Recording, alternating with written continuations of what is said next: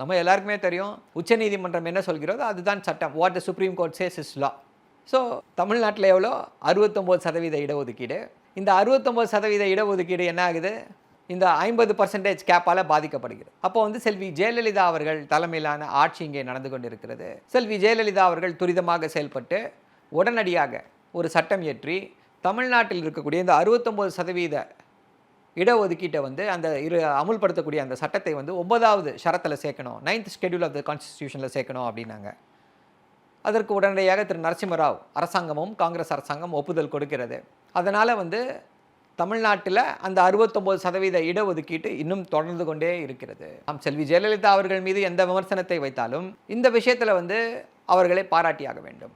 ஒரு சிறப்பான செயல்பாட்டின் மூலமாக சட்ட வல்லுநர்களுடைய ஆலோசனையின் பேரில் அதை கொண்டு போய் சேர்த்து தமிழ்நாட்டிலே அந்த 69% இடஒதுக்கீடு தொடர்வதற்கு வழிவகுத்தார்.